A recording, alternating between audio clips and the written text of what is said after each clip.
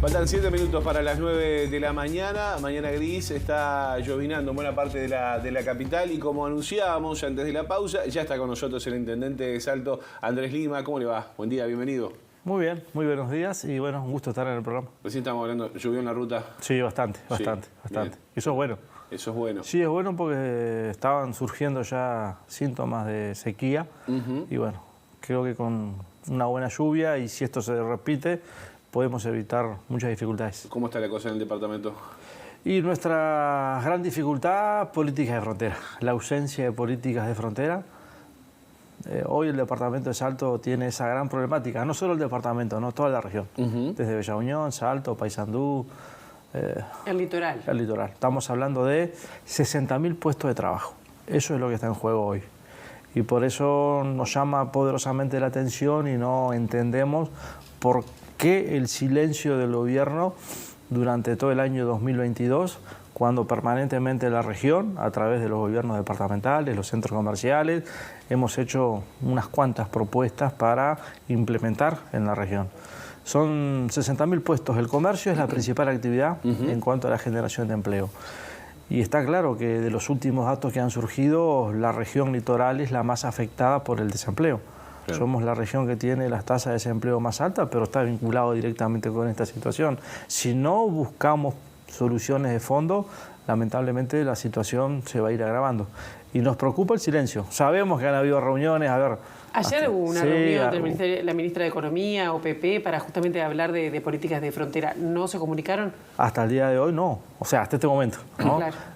Sabemos de esa reunión, también de una instancia donde el secretario de la Presidencia, Álvaro Delgado, se reunió con los centros comerciales del litoral. Pero bueno, nosotros decimos, está bien, reuniones, reunionitis, ¿no? Han habido no sé cuántas reuniones a lo largo de este 2022.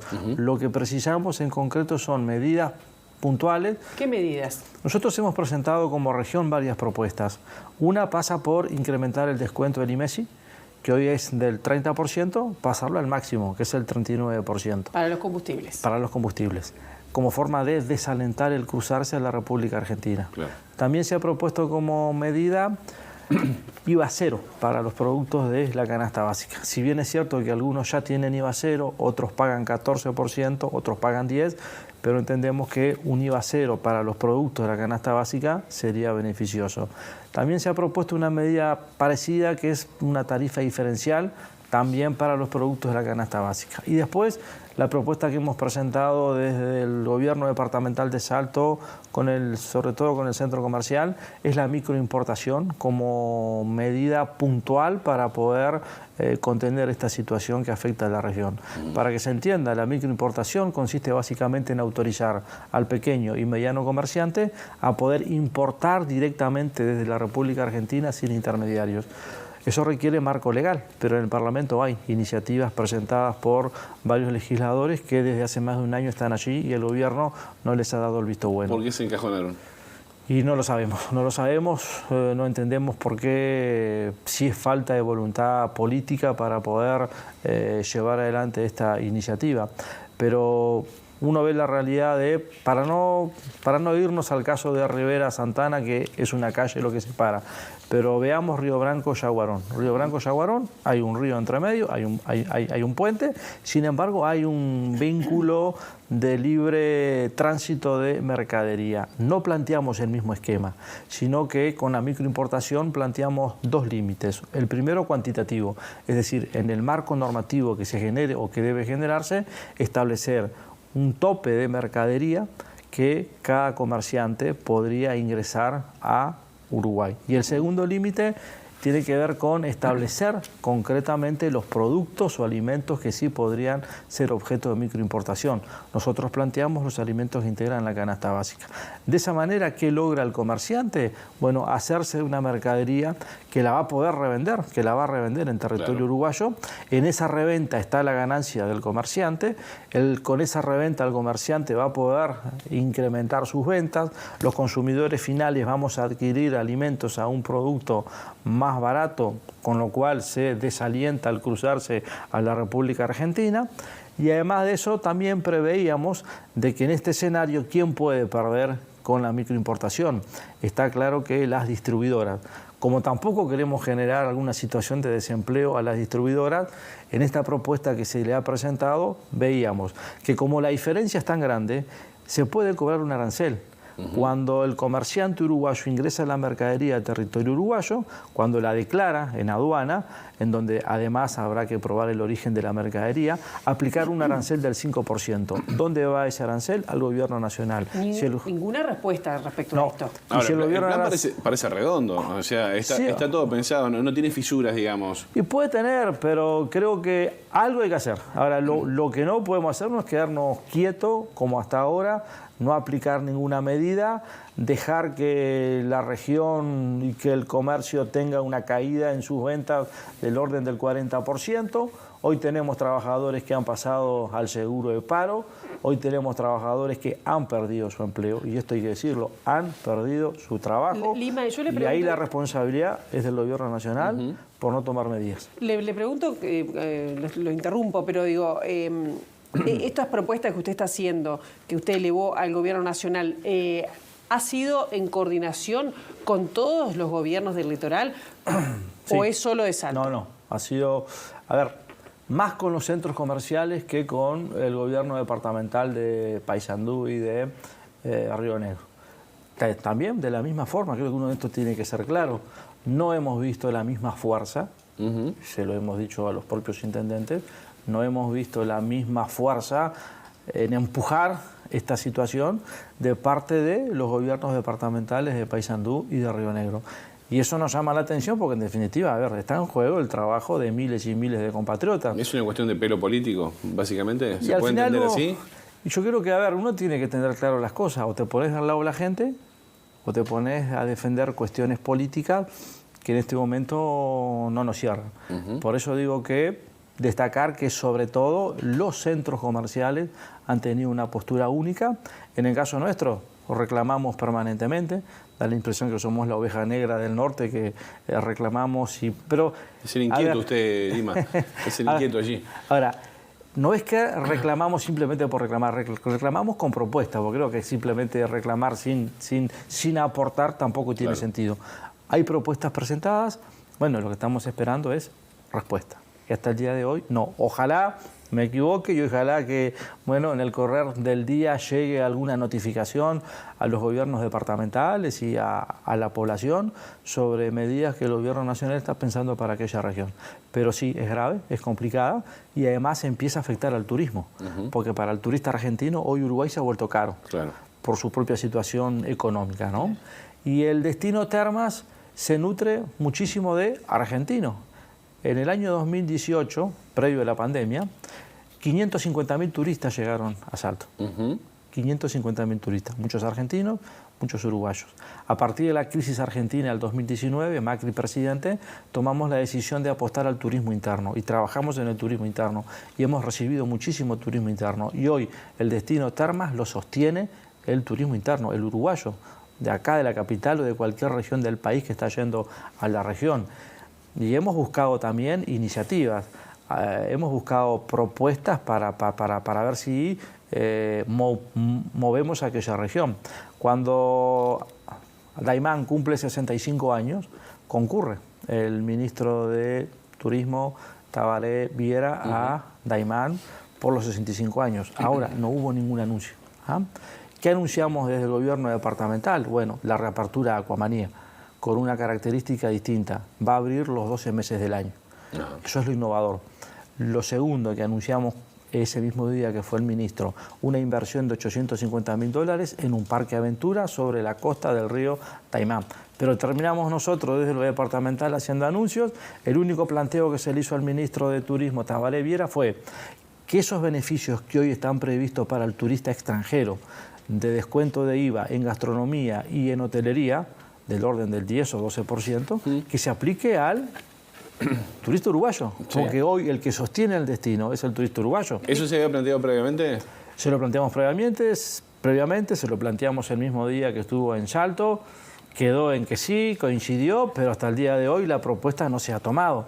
Entonces, si hoy es el turista uruguayo el que sostiene el destino, vamos a darle ese beneficio o el mismo beneficio que el turista extranjero.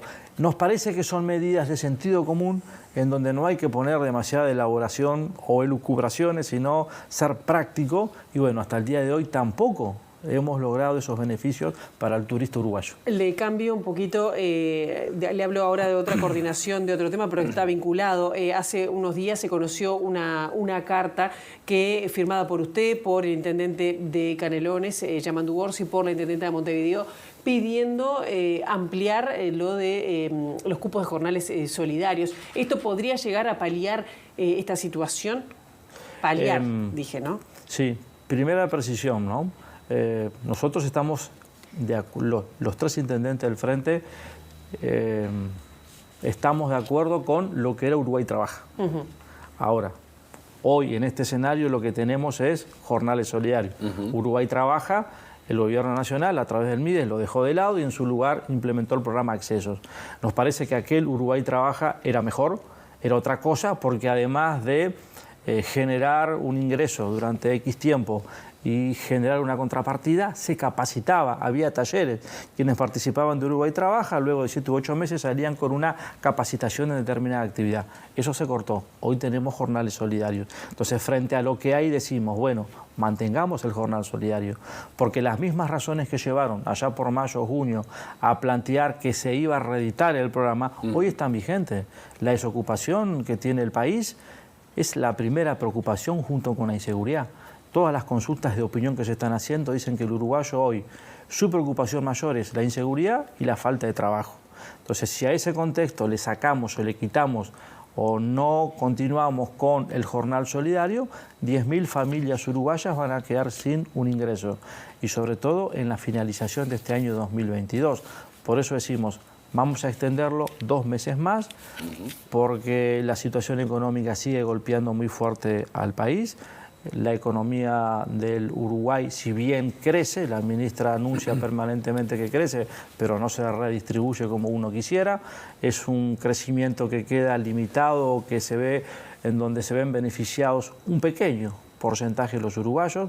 La inmensa mayoría de la población de este país no ha visto. Nosotros no compartimos la teoría del efecto derrame, en donde cuando los ricos se cansan de llenar sus bolsillos, el resto debería que era la población. No, nosotros entendemos que si la economía crece, la redistribución debe llegar a la mayor cantidad de la población. Y hoy tenemos trabajadores, más de 1 millón de trabajadores en Uruguay, que ha perdido calidad de vida, que ha perdido ingresos, los alimentos, los precios de los alimentos en el país.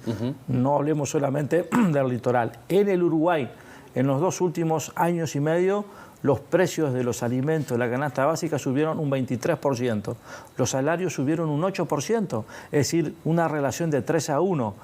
3 veces más subieron los alimentos que el salario. Pérdida de salario real, pérdida de calidad de vida. Ese es el efecto derrame que el gobierno nacional está planteando. ¿Y eso se plantea en el Congreso de Intendentes? Digo, porque además usted integra la mesa, va a... Ahí lo querés llevar ahora, porque es una buena oportunidad para plantearlo hoy, en esta jornada y Congreso de Intendentes. Sí, hay Congreso, este tema va a Se va a dar un listado grande para plantear cosas.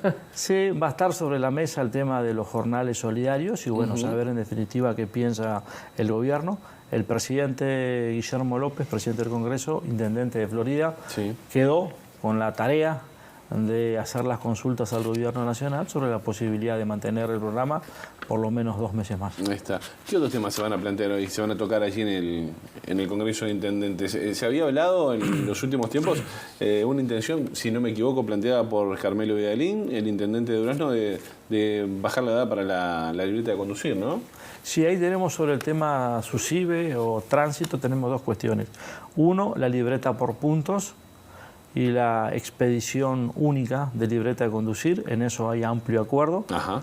De hecho, se están haciendo algunas consultas en algunos países donde el sistema se está implementando. ¿Es efectivo el sistema por puntos? Y la mayoría entendemos que sí, y ojalá que se pueda aprobarse antes de la finalización de este año. Además del Congreso del día de hoy, tenemos 2 congresos más. En lo que sí, donde no hay acuerdo, es en bajar la edad para conducir de 16 a 15 años. Ajá. Y ahí las 3 intendencias del frente tenemos una postura similar, en el sentido de que si uno va a los números, en el año 2021 tuvimos 224 fallecimientos de jóvenes conduciendo, incluso un 30% aumento comparado con el año 2019. Pero además de eso entendemos que hoy, antes que plantear bajar la edad, tenemos que concientizar, generar conciencia en los jóvenes sobre lo que implica o significa conducir un vehículo. Y ahí las intendencias, a través de las direcciones de tránsito, tenemos mucho para hacer. En el caso nuestro, y creo que Montevideo, Canelones lo hacen, tenemos talleres, impartimos talleres, charlas en las escuelas, pero sobre todo en los liceos, porque son quienes están más cerca de poder empezar. Sí. Pero aparte, se puede generar la contradicción de que si esto saliera, de que la normativa penal y la normativa civil va por otro camino, ¿no? Es decir, tenemos que desde el punto de vista penal no podríamos responsabilizar a los padres por los hechos de sus hijos menores. Y por otro lado tenemos que desde la normativa laboral se puede trabajar a partir de los 16 años. Y uno de los argumentos que se da es que bajando la edad podría trabajar a partir de los 15. No, no se puede. Por más que bajemos la edad para conducir a los 15 años, se puede trabajar a partir de los 16. Entonces hay que ajustar otra normativa. Nosotros creemos que hay que generar conciencia. Antes que plantearnos bajar la edad, generemos conciencia en todos esos jóvenes sobre la importancia que tiene el hecho de conducir, que está en riesgo su integridad física, su vida, pero también la de terceros. Me parece que es más una medida populista. Es una medida populista que se está intentando llevar adelante y que también es producto de la falta de control. Porque cuando yo no controlo, ¿no? Y cuando en realidad priorizo posturas políticas, lo he dicho capaz un poco más claro, con el tránsito no se debe hacer política. O sea, política en el tránsito, no. Creo que acá en el tránsito no jugamos mucha cosa. En el tránsito está la integridad física, la vida de los uruguayos. Por tanto decimos, medidas populistas no, política en el tránsito no. Bueno, discutamos si el Partido Nacional quiere discutirlo. Pasó con el uso del casco también. Sí, a ver, también con los límites de alcohol en sangre. También, sí, se pretendió modificar, hubieron departamentos, no sé si siguen haciéndolo, donde no se controlaba. Entonces, bueno, creo que en materia de tránsito no hay que tenerle miedo al control. Al contrario, creo que hay que ser, en ese sentido, tener un buen equipo de inspectores y, bueno, fiscalizar, controlar y que la gente respete. Lima, usted viene de un departamento del norte, a 400 y pico de kilómetros, más o menos. 500. 500 bueno, kilómetros. La re por 100. Los tiene hechos de recién, o sea, no tienen como arreglo. Hace años que lo hacemos. Sí. No, pero realmente se sienten escuchados, pienso, porque el Congreso de Intendentes ya desde hace mucho tiempo se ha conformado como una cuestión importante para hacer oír la voz del interior, sobre todo. Sí. Y el Partido Nacional pienso que también, bueno, como que siempre tiene una fuerte pata en el interior, pero ¿se sienten escuchados desde el gobierno central? Usted como intendente, pero el resto de los intendentes del interior, porque después queremos hablar de política también, pero eso también tiene que ver, aún en la interna del Frente Amplio, pero en la interna en lo que tiene que ver con el gobierno nacional. ¿Se sienten escuchados? A ver, el Congreso de Intendentes es una institucionalidad que hoy nos permite sentarnos de igual a igual con el gobierno nacional. Creo que eso es lo positivo, ¿no? El tener esas instancias, ese reconocimiento y el crecimiento que ha tenido el Congreso nos permite generar un diálogo permanente. Después está lo otro, que haya respuesta a los planteos que llegan del Congreso.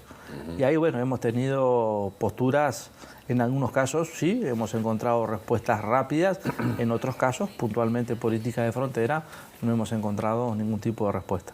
Es más, hasta el propio presidente del Congreso de Intendentes ha estado presente en alguna reunión que hemos tenido con el presidente de la República y la respuesta ha sido nula, ninguna. Entonces, bueno, también depende de la voluntad que el gobierno nacional ponga y del interés que le pueda poner a los planteos que llegan del Congreso. Ahí está. Eso a nivel nacional, digamos. ¿Qué pasa con la interna del Frente Amplio? Hace muy poco tiempo el presidente del Frente Amplio, Fernando Pereira, estuvo haciendo una recorrida por buena parte del país con el Frente Amplio. ¿Te escucha? ¿Te escucha el Frente Amplio en el interior? ¿Qué falta? ¿Falta diálogo? ¿Cómo vio esa recorrida? Es muy buena. El FAT Escucha es una muy buena experiencia. 4 veces, ¿no? Se va a recorrer el país 4 veces. El FAT Escucha, por ejemplo, a Salto llega en noviembre por segunda vez. 2 veces más se va a llegar en el 2023.